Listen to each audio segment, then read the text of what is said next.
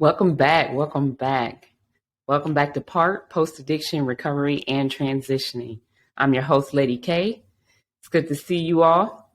Always a pleasure. I know it's been a few weeks. You all probably were wondering what happened. I had some things to take care of. It's been 5 weeks, but who's counting? I am. So it's great to be back. Great to talk. I'm going to be consistent from going forward. I just had to take care of some things, and we all know how that is. So like I said, it's great to see everyone. I'm glad to see people back in the chat watching the videos, and it's just good to be back and have an impact. So speaking of the impact, let's talk about mental health. So our topic today is going to be, where is your mental fortitude? Where is your mental fortitude? So the first thing I did was I looked up mental fortitude. What does mental fortitude mean? It's mental toughness, your strength. That's a strong thing. Like that means a lot. That's the beginning and the ending if you think about it. People tend to think about their physical strength and working out and wanting to look good and wanting to have that shape and look great. And that's all fine and good. That does matter. That does matter to your self-esteem. That matters to a lot. That matters to your mental health. But to me, the thing that matters most is my mental health. It begins and it ends with that. You can battle anything. You can fight and overcome anything as long as your mental fortitude is there. So I want to talk a little bit about mental fortitude when it comes to addiction. And this can also apply to everything else, every other aspect in your life. But I definitely want to tie it into addiction somewhat, because overcoming addiction requires you to have mental fortitude. I remember a lot of times that I wanted to give up, or I wanted to, go back into the drinking days or the smoking days and, having a good time and partying. And I mean, how many of us have quit multiple times? I can say that I have myself. I've quit cigarettes umpteen times and, quit smoking weed umpteen times. And, slowly but surely I made my way back into it, whether it was friends, whether it was family, whether it was environment, some reasoning, my mind was like, okay, the only way I'm going to be able to overcome this obstacle is if I get out of sobriety and go back into alcoholism or go back into substance abuse. So to me, mental fortitude is a lot. It says a lot. It entails a lot. So I just want to talk a little bit about that today. Not going to hold you long, but that to me is where it begins. So having mental fortitude, what does that mean?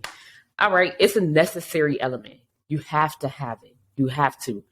I know once I went sober, and I've said this a couple of times, when I went sober, my mental fortitude is what got me through the dark days.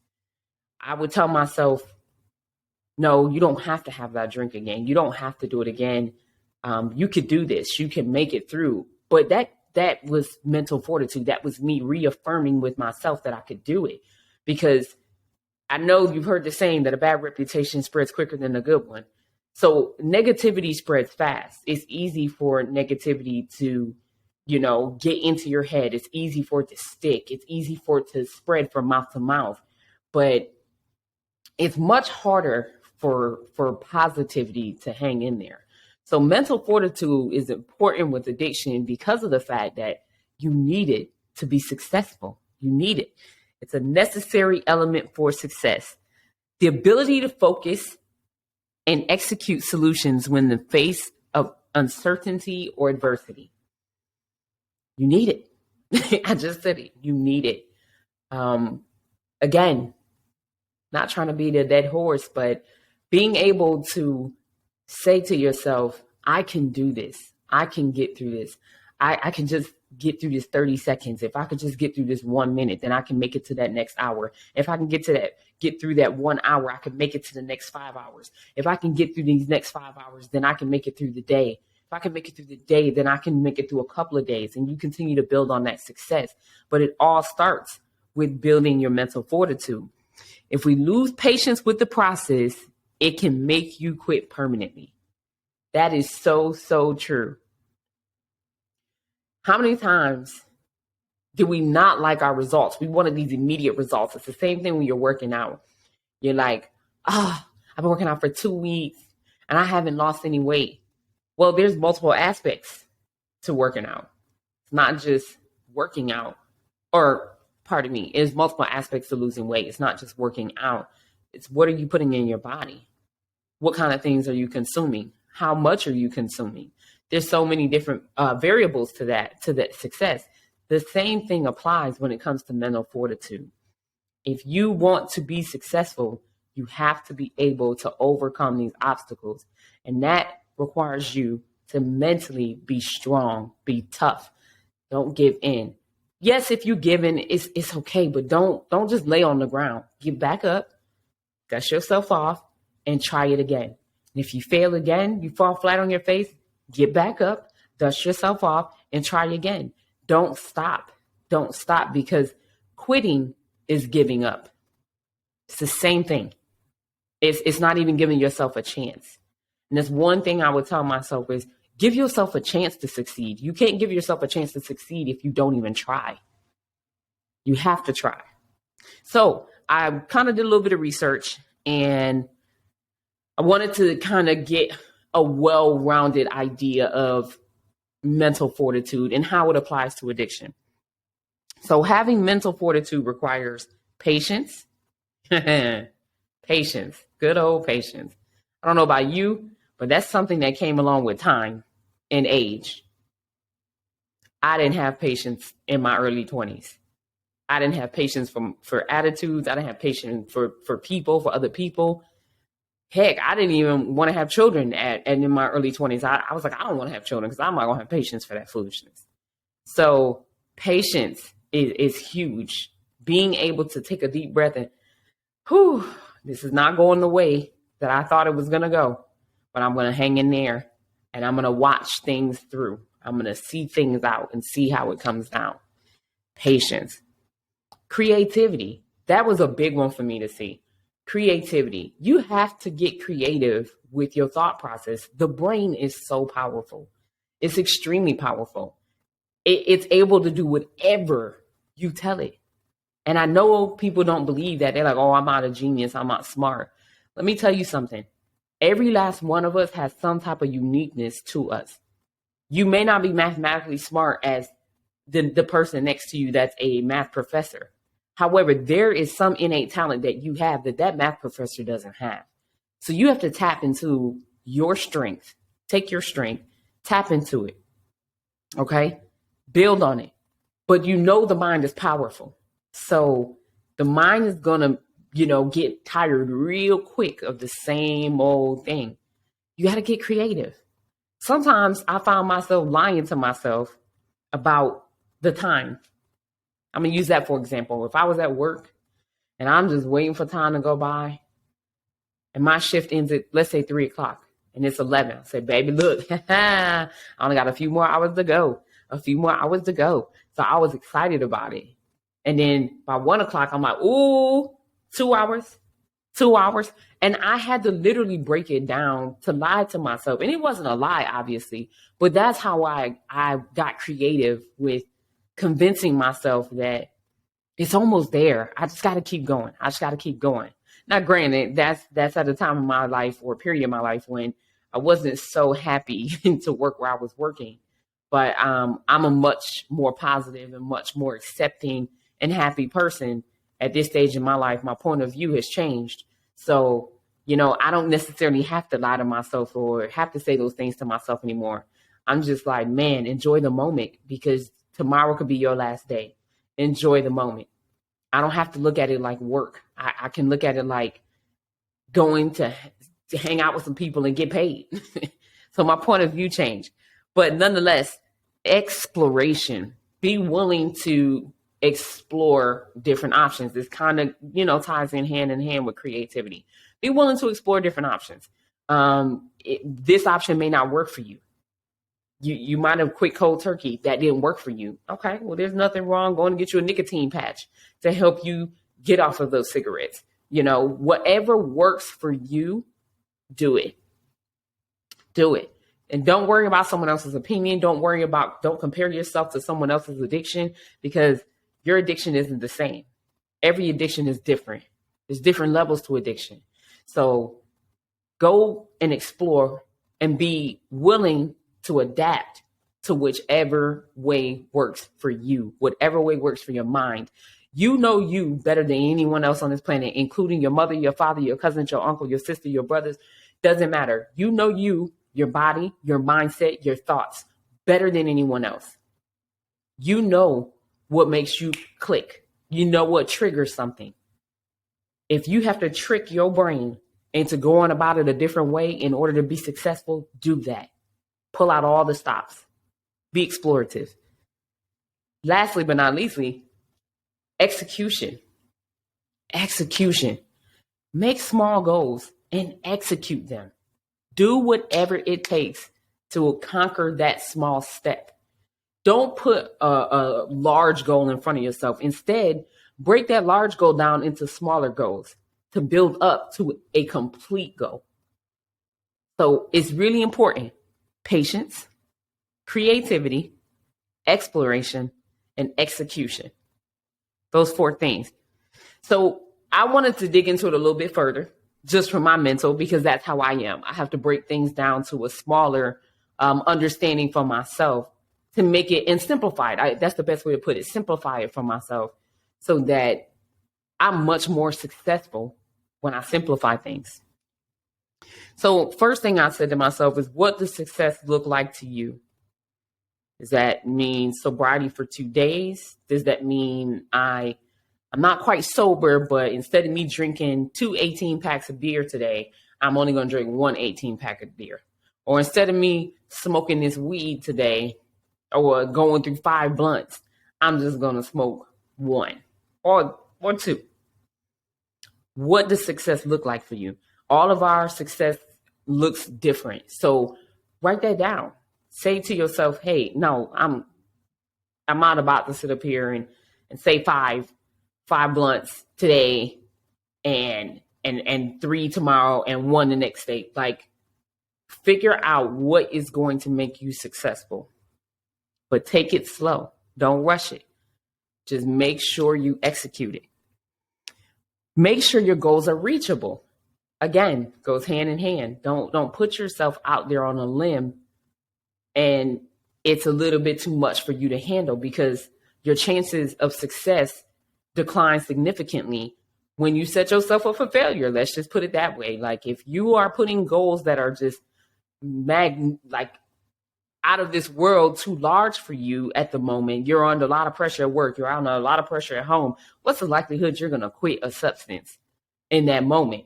Be realistic. Okay, I'm going through a lot. So instead of me smoking a pack of cigarettes today, I'm going to lessen it by 3 or 4 cigarettes. I'm going to stop when I have 4 cigarettes left in my pack today. Like, be really, really understanding with your body and yourself. You know you, just like I said, better than anyone else. Set your steps in order. Make sure you set your steps in order. Just having a bunch of steps is also going to lead to failure. Organize your thoughts. What is going to make you more successful? Let me start with this. So my first attempt at being sober in my early 20s, I succeeded for 6 months, but you know what I had to tell myself? I was smoking cigarettes, I was smoking weed, and I was drinking alcohol. So you got to quit all 3 at the same time, baby. Cold turkey.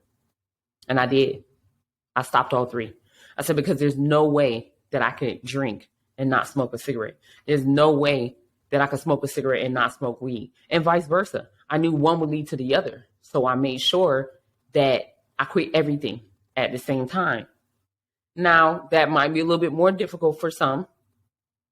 Totally understand that. Once your brain is mentally and chemically attached to something, it's a little bit harder to just jump off of it. You know, the next thing you know, you crazy, or you're replacing it with something else. That could be just as detrimental. It might be caffeine, could be methamphetamine. You just want to be mindful of that. So set yourself up for success by organizing your thoughts, making sure that you organize your steps to make your chances of success grow. Self-evaluate. Be honest with yourself. Be real with yourself. Tell yourself, hey, you know what? I told myself by this time next week or this week that I was going to be at this point, and I'm not there yet. But you know what? I'm not going to kick myself. I'm just going to say by this time next week, this, that, and the third is my goal. But always go back to self-evaluate. What can I have done differently? How can I build on my success? What is my weakness? What is dragging me backwards? What is putting me in harm? And that will help you be more successful if you're honest with yourself.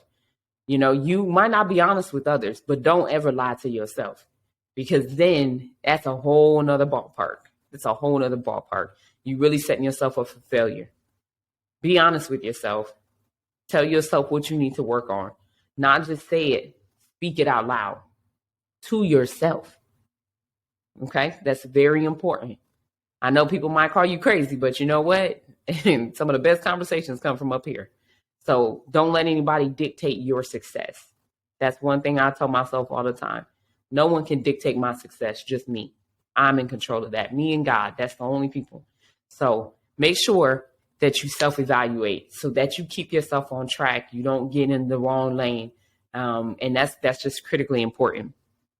Self-control.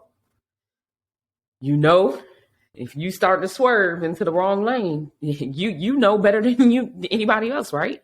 So control yourself. Don't put yourself in situations that are going to cause you to fail. Like for me, when I first went sober, I didn't go into bars.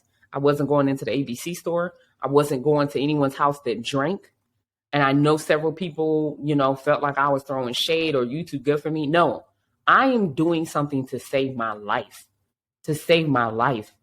Because at that point of my alcoholism, it was a life or death situation.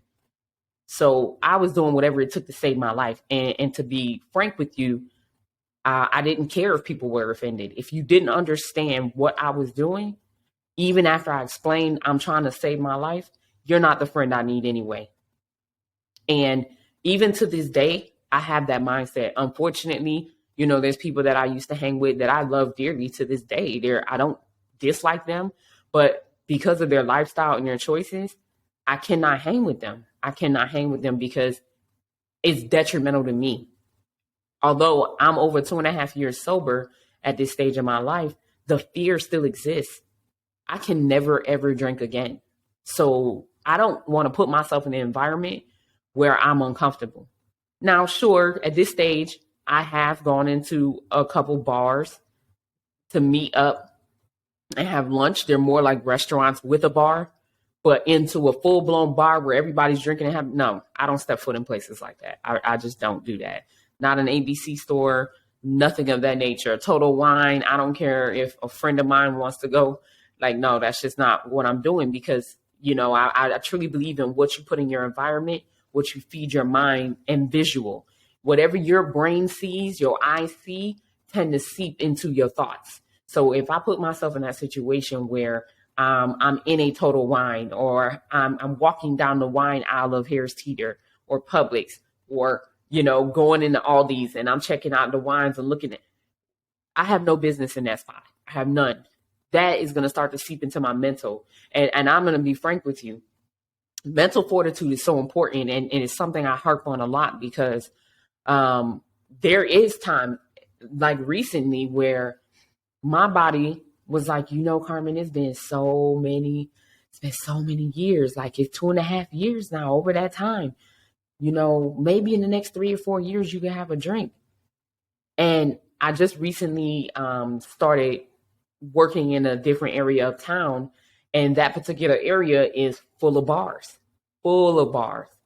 And excuse me, I remember coming out of work and seeing people partying and just drinking and coming out of the bars just laughing. And my brain started to trigger, and it was like, oh man, I missed that social aspect.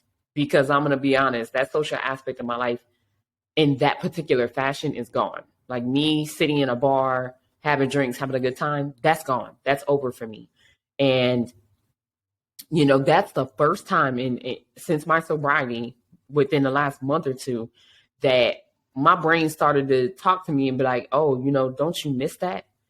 Yeah, I miss the camaraderie, but I don't miss the alcohol. I don't miss the alcohol, and I don't miss the money that I was spending because I was that drunk that would buy everybody else drinks. No, no. So to me, I had to tell myself, and I literally was driving down the road and I said, Carmen, you will never, ever be able to drink again, ever in your life. And I said it out loud, and I said it looking in the rearview mirror back at myself because I wanted to tell myself it's over. Don't even plant that thought in your head. It's not coming. It's not going to happen. So once I reiterated that to myself, guess what? Those thoughts died down. Those voices got very, very quiet to the point they went away. And I haven't had those thoughts in weeks. But you have to tell yourself when those things arise. And I knew that would happen to me at some point. I remember at the tail end of my alcoholism, telling myself, okay, your kidneys hurt. You're throwing up foam. You know, you probably have alcohol poisoning. Remember these moments, because when you sober, your body gonna think that it's gotten over it, that you're healthy now, you're in good shape now, you don't have to worry about it.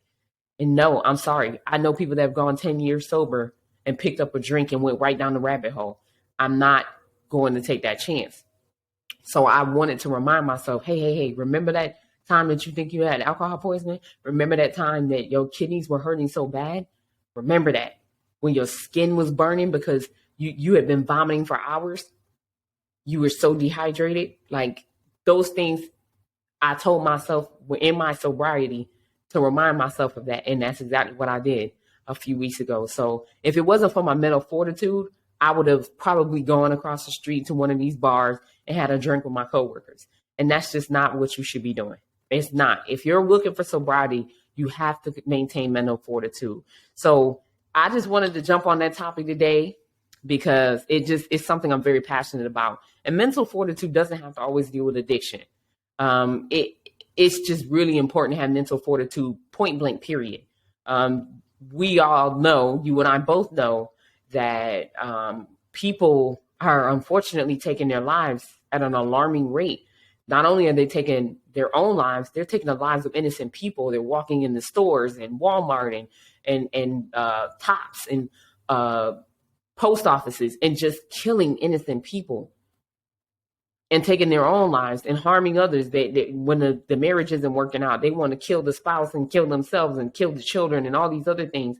Like mental fortitude, you gotta build on it, gotta start with it, gotta work on it and build on it. Don't give up. Don't give up. Don't give up. Don't give up. Don't. There's much better things for you in this world. You may not see it at this moment. I promise you, I have my dark days. I promise you I have my dark days. When I tell you I'm so glad God brought me out of it and I see so clear now, keep fighting. Mental fortitude is important. Where's your mental fortitude at? Be blessed.